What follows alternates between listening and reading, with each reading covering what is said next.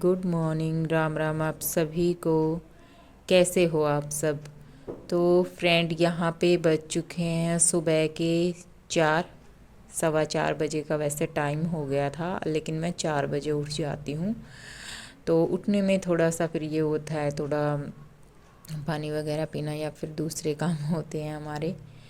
तो गाइज़, यहाँ पे सबसे पहले मुझे अपने कर्टेन धोने थे, और धोने के लिए इनको भिगोना बहुत ज़्यादा ज़रूरी है, क्योंकि जितनी भी इसमें मैल डर्ट होती हैं तो वो है ना, थोड़ी सी ये हो जाता है कि हमारे जल्दी धुल जाते हैं। और इनको मैंने तकरीबन 2 घंटे के लिए भिगो के रख दिया था, और बेडशीट वगैरह थी वो मैंने मशीन में लगा दी थी। उसके बाद गाइज़, यहाँ पे है ना, मैं सब्ज़ी बच्चों के लिए बना रही थी। फिर मैंने सोचा कि चलो साथ के साथ में है ना, दोपहर की भी बना देती हूँ, क्योंकि टाइम था। तो 5 बजे मैंने सब्ज़ी वगैरह काट पीट के बना दी थी गाइज़, क्योंकि मशीन में तो वैसे मैंने बेडशीट वगैरह लगा ही रखी थी, तो क्यों ना सही टाइम का फ़ायदा उठाया जाए।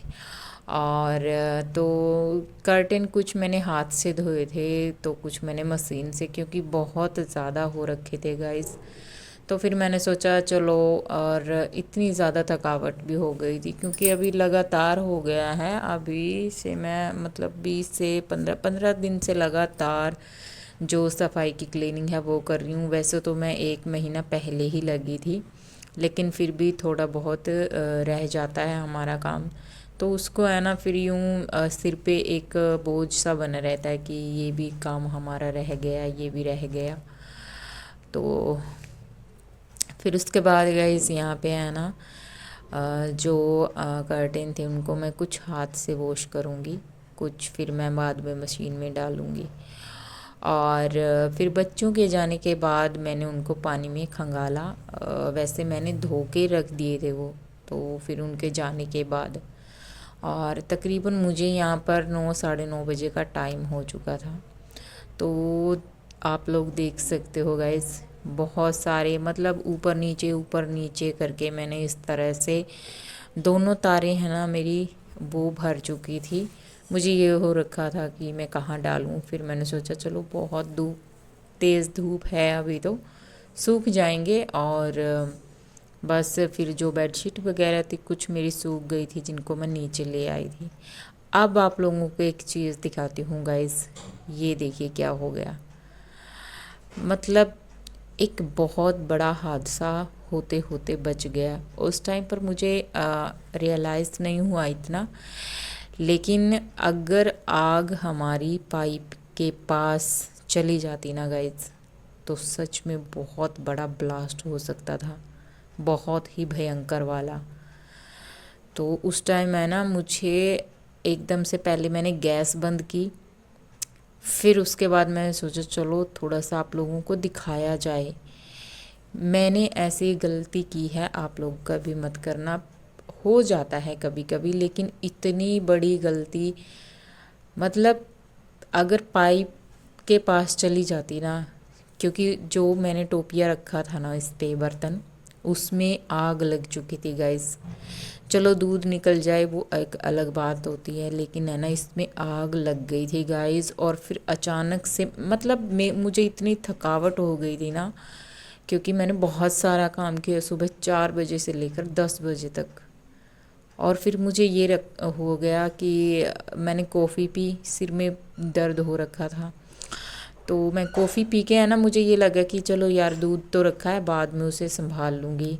लेकिन गाइस, कॉफ़ी पी के कब मेरी मतलब थोड़ी देर के लिए ही आँख लगी थी, और सच में, और मुझे रियलाइज़ हुआ कि मुझे है ना कुछ स्मेल सी आ रही है। मैंने अपने हस्बैंड से भी कहा कि कुछ जलने सी की आ रही है, पता नहीं किसका। फिर अचानक से गाइस मुझे याद आया कि ओ माय गॉड, मैंने तो गैस पे दूध रखा था। आप हालत देख सकते हो मेरे बर्तन की कि किस तरह से। तो उस टाइम पर मैं मेरे हस्बैंड से भी कह रही थी, और वो मुझे कह रहे थे कि यार आज तो सच में बहुत बड़ा नुकसान होता हमारा, जान और माल दोनों की। तो भगवान का शुक्रिया कि उन्होंने टाइम पर मुझे जगा दिया, टाइम पर मुझे एक होती है ना, एक आवाज़ जैसी आती है कि कुछ हो रहा है, उठो। तो उस टाइप का मेरे साथ कुछ हुआ गाइस, और सच में मुझे अब डर लगने लगा है। अब मैं जब भी दूध गर्म करती हूँ ना, तो पास में ही, वैसे पहले भी मैं पास में ही खड़ी होती थी, पर पता नहीं कैसे मेरी मति मारी गई।